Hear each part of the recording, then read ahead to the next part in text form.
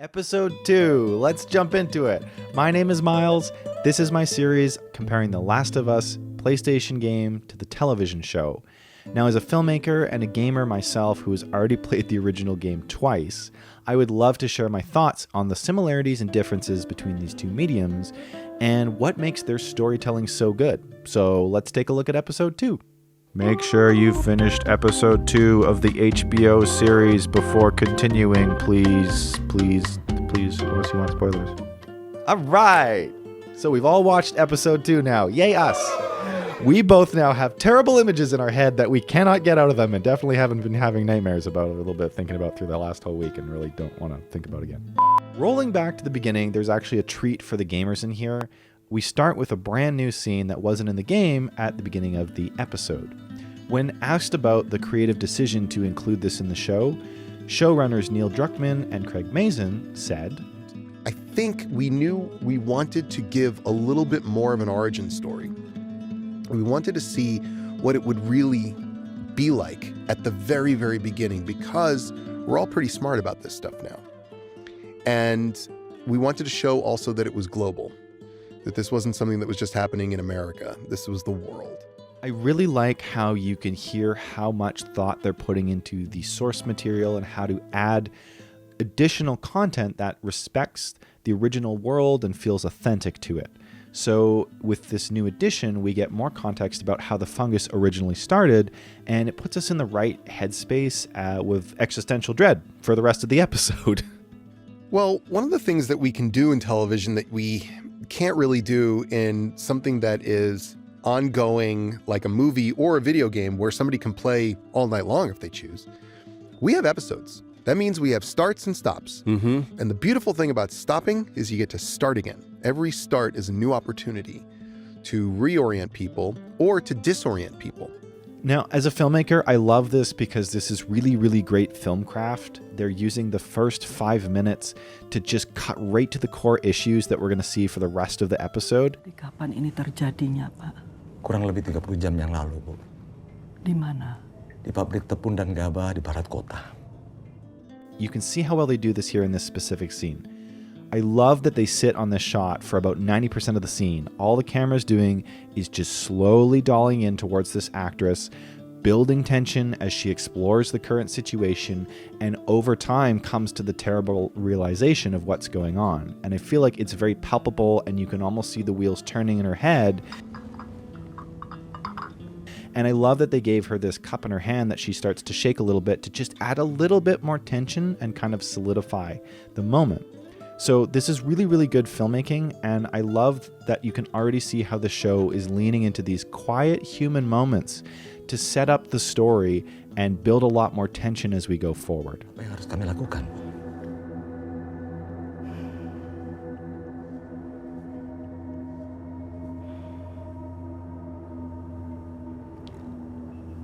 Bom.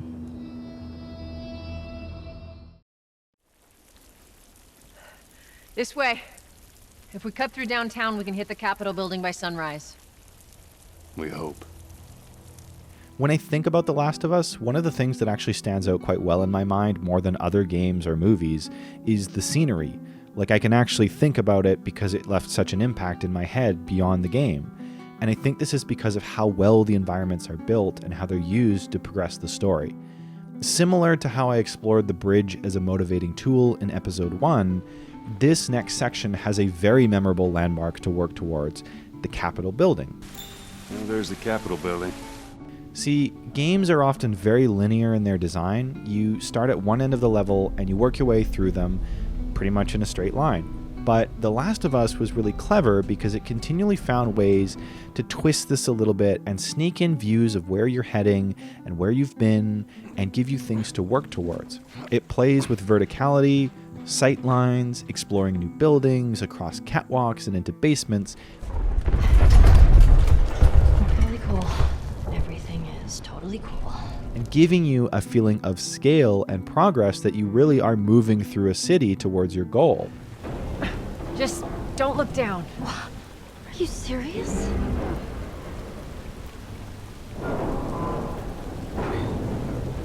Especially with the Capitol building because it's this bright yellow roof dome building. Every time you see it, you're like, I'm getting closer. Now, combine this with the gameplay sections, which slow everything down. Hiding from the infected and sneaking around is, well, terrifying. You have to take it section by section, looking for strategies on how to take the infected out in the right order. As Joel, you can listen through the walls to see a bit of a visual of where they are, but it still makes it pretty spooky as you're sneaking up. And often, you die in the process. When you reemerge on the other side and you're a little bit closer and you can see that shiny yellow dome in the distance and it's a little bit closer, there's a big sense of accomplishment and progress because you are quite literally getting closer. And this is something that The Last of Us did so well in the game.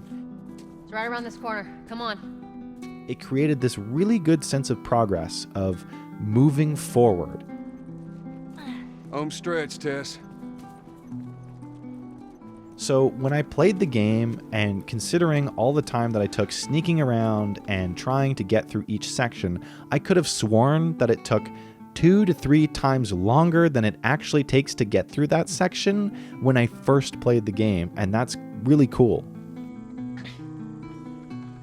So is that everything you hoped for? Jury's still out. But man, you can't deny that view. Now the HBO show then has the difficult challenge of summarizing and condensing this core Last of Us experience. And I really do think that they've nailed it.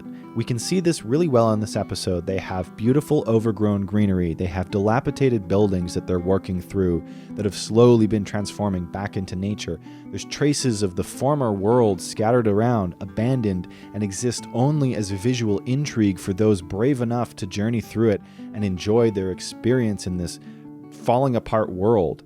And it really does feel like it's a dangerous, dilapidated, deteriorating world that they're working their way through.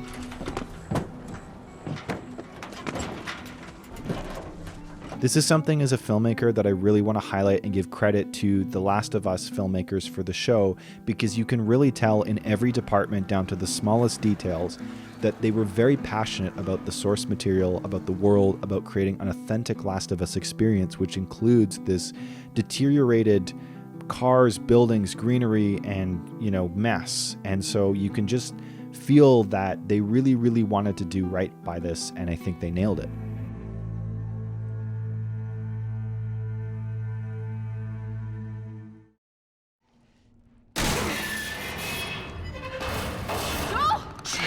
So now we're going to talk about the clickers, which is so much fun. What a flipping terrible sound.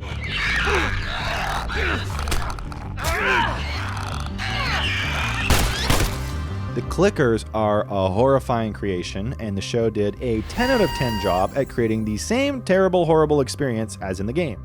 As you probably picked up from the show, clickers are infected that have mutated instead of deteriorating. What's wrong with his face? That's what years of infection will do to you. Their head has transformed into this fungus blob that can't see, but it can hear really well. And they use this terrible clicking sound to navigate the environment. When you discover clickers in the game, they actually set you up against one of them to teach you the ropes. However, they don't tell you this little secret, that in order to defeat the clicker, you gotta shoot them in the head. Twice. And you can't sneak up on them and take them down like a regular infected unless you have a shiv, which is few and far between because they're rare and you have to craft them and they're a one-time use, so good luck with that.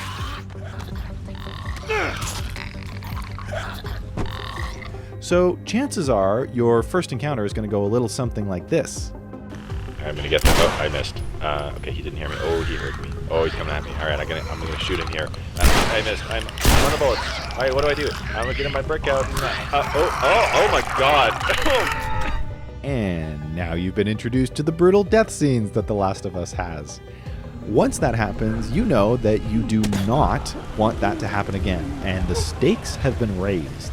You need to learn how to sneak better, how to craft new strategies, how to break out your best weapons, which at this point is probably a 2x4 or maybe a Molotov. If you get spotted, sometimes the best thing to do is to just straight up run away and hide.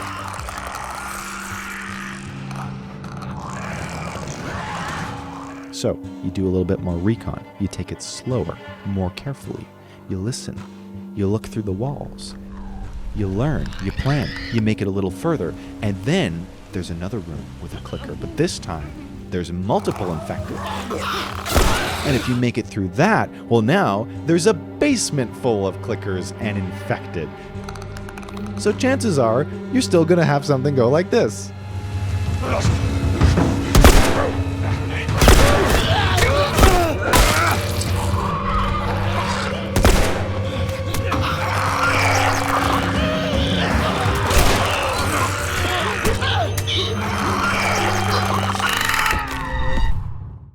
Now, as a gamer, you might consider taking a break at this point and starting back again a day later with all of those horrible memories in your head and starting out fresh the next time you start playing. But what's important is in the game, each death is a motivating tool. It really makes you not want to die and raises the stakes. See, the show can't ever go this far. If a character is caught, it's game over. So they have to play with the same kind of tensions, but without ever letting the characters get caught. It is to feel threatening and convince the audience that each encounter is a real danger, but never to the reaching the point of failure. Take, for example, this spot where Joel has to reload his revolver. Now, Revolver is authentic to the game at the same experience here, and this is a stressful moment because it's slow to reload the revolver, and you can see and hear the clicker in the background getting closer.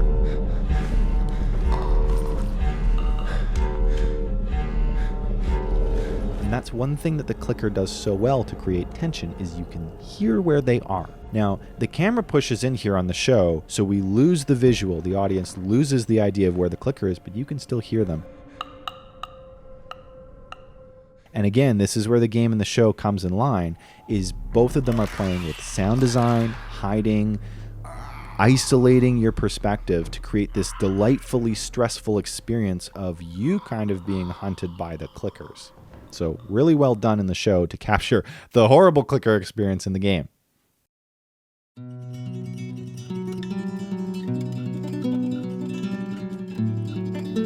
Our last stop this week is going to be looking at some of the larger changes between adaptations. So first and most importantly, they took all of the water from the outside of the Capitol building in the game and they moved it to the inside of the hotel in the show. And I think this was a positive change because in the show, I was able to find the frogs, and in the game, I was not able to find any frogs.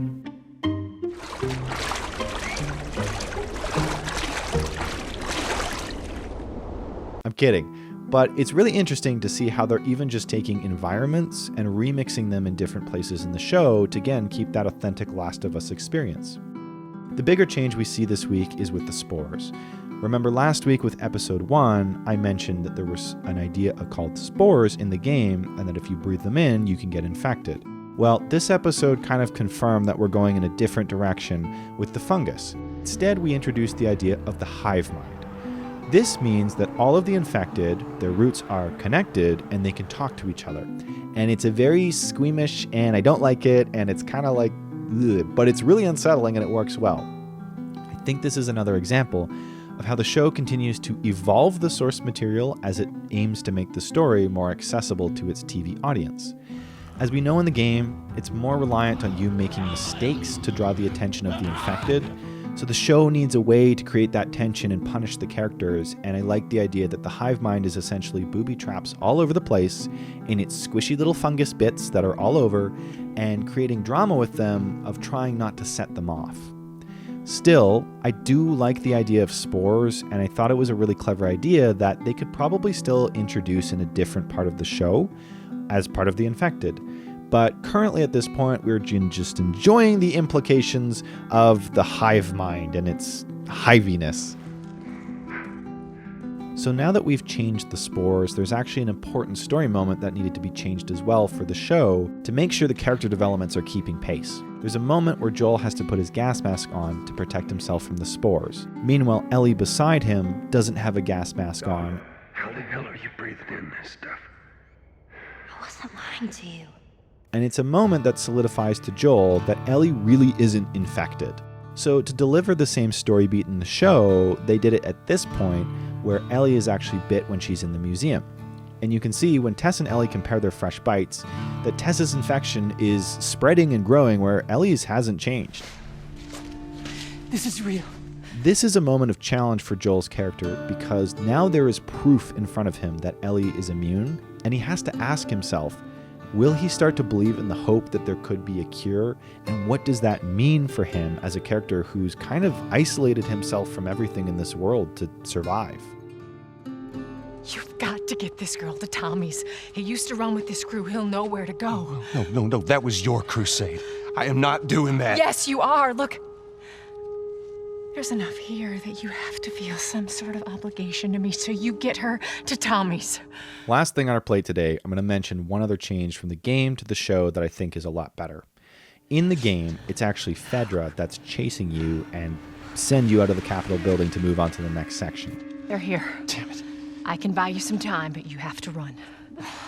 You want us to just leave you here? Yes. There's no way that... I will not turn into one of those things. And in fact, it's Tess that decides to sacrifice herself against Fedra, who's coming after you, to buy you time to get away. Tess. You, take out the door. You, with me. Yes, sir. I really liked how they changed this to the infected in the show because honestly, it just makes a lot more sense. Remember, Team Last of Us is heading for the Capitol building because they think that they're going to meet the Fireflies and hand over Ellie.